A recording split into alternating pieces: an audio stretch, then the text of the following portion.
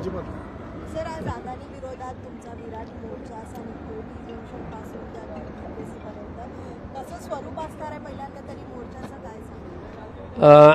खऱ्या अर्थाने धारावी बचाव हा स्लोगन तर आहे धारावीकरांनी दिलेला आहे आणि त्याचबरोबर अदानीपासून मुंबई उपनगरातल्या वीज ग्राहकांना सुद्धा बचाव, वीज ग्राहक बचाव हा सुद्धा तेवढाच महत्त्वाचा विषय आहे। धारावीच्या नावाखाली अदानीच्या भल्यासाठी महाराष्ट्र सरकारने 22 सप्टेंबर 2022 पासून ते काल 7 नोव्हेंबर 2023 पर्यंत वेगवेगळ्या 6 GR काढलेले आहेत आणि त्या 6च्या 6 GR मध्ये किंवा नोटिफिकेशनमध्ये अदानीला जेवढं काय देता येईल तेवढं प्रत्येक GRच्या माध्यमातून दिलेलं आहे, पण ह्या 6 GR मध्ये धारावीकरांसाठी विशेष हे काही दिलेलं नाही आहे। त्यामुळे अदानीच्या मनामध्ये आलं की GR काढा असं सरकारचं सध्याचं धोरण आहे, पण धारावीकर आक्रंदन करतोय आम्हाला 500 कार्पेट एरिया द्या, आमचं जे व्यवसाय आहे त्या व्यवसायांना जागा द्या, याबाबत मात्र महाराष्ट्र सरकारने काही केलं नाही आणि म्हणून धारावीच्या घरांबरोबर धारावीचे व्यवसाय हे सुद्धा तेवढेच महत्त्वाचे आहेत आणि जवळजवळ आज धारावीमध्ये 50,000 छोटे मोठे घरगुती व्यवसाय चालतात आणि ह्या 50,000 व्यावसायिकांवर कमीत कमी 3 लाख लोकांचा उदरनिर्वाह त्या ठिकाणी होतोय। त्यामुळे धारावीचा विचार करत असताना केवळ घरच नाही तर व्यवसाय सुद्धा महत्त्वाचा आहे आणि धारावी हे एक झोपडपट्टी नाही आहे, तर वेगवेगळ्या व्यवसायांची निर्माण झालेली ते एक महानगरी आहे आणि म्हणजे जगातलं सर्वात जे काय आहे ते धारावीमध्ये मिळतं। अगदी छोट्या छोट्यापासून ते श्रीमंतांपर्यंतच्या सगळ्या वस्तू तिथे मिळतात। त्यामुळे दुर्दैवाने या सरकारने फक्त 58,000 घरं पात्र केलेली आहेत, एकही व्यवसाय पात्र केलेला नाही, घरगुती व्यवसायांना स्थान दिलेलं नाही आणि अधिकाधिक घरांना अपात्र करून त्यांना मिठागराच्या जागेवर फेकून द्यायचं आणि 650 एकरचा TDR हा लाटायचा हा उद्देश अदानी घेऊन पुढे आल्यानंतर केंद्र आणि राज्य सरकार त्याचे मिंदे म्हणून वावरत आहेत, त्याचे गुलाम म्हणून वावरत आहेत अशी शंका यायला लागलेली आहे आणि म्हणून केवळ धारावीच नव्हे तर धारावीच्या पुनर्विकासाच्या नावाखाली अदानीचं राज्य संपूर्ण महानगरपालिका क्षेत्रामध्ये असणार आहे।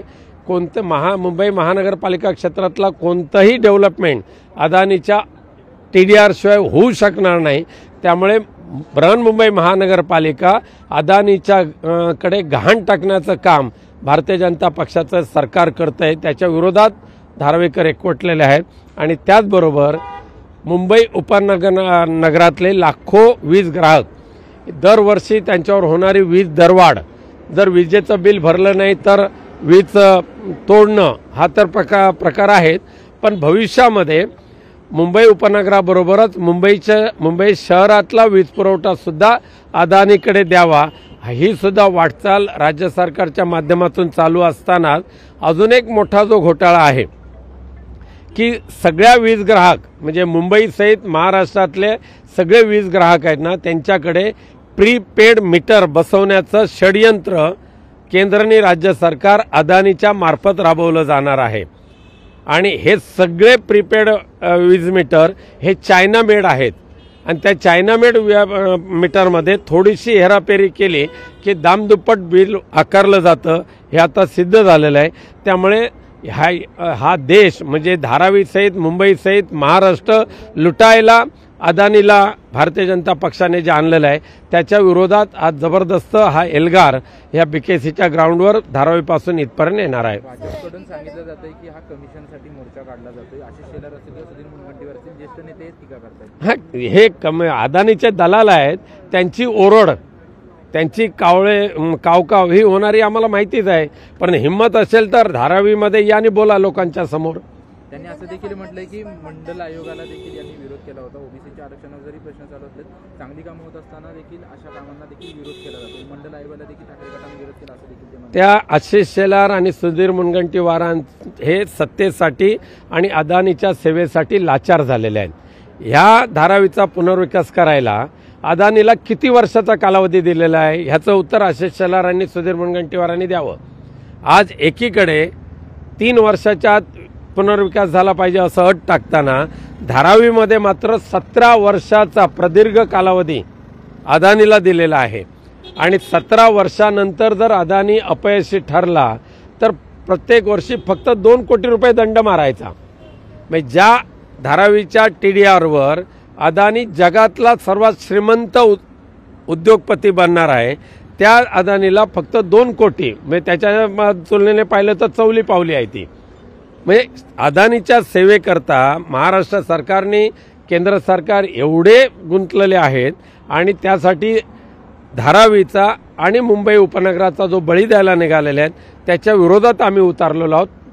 लाचारी करणाऱ्यांना जेवढी लाचारी करायची अदानीची त्यांनी जरूर करावी. आम्ही धारावीकरांच्या पाठीशी खंबीरपणे उभे आहोत. सुपारीची वसुली करून देण्याचं काम फडणवीसांनी करावं, त्याच्यातलं 10% कमिशन त्यांना देऊ. अगदीच काल उशिरापर्यंत परवानगी नव्हती, पोलिसांनी शेवटी परवानगी दिलेली आहे, त्यामुळे कायदा व सुव्यवस्था सगळं बघून तुम्ही कशा पद्धतीने? नाही बघा, ही लोकशाही आहे आणि लोकशाहीमध्ये आम्हाला कायदा सुव्यवस्था शांतता हे सगळं सांभाळून आम्हाला आमच्या मागण्या रस्त्यावर उतरून करण्याचा अधिकार आहे. त्यामुळे आम्हाला अटकवण्याचा प्रयत्न कोणी करू नये. आम्ही शांततापूर्ण हा मोर्चा काढणार आणि तो आमचा लोकशाहीने दिलेला तो अधिकार आहे. धन्यवाद. लोकशाही मराठी ऐका, पहा, जागरूक रहा.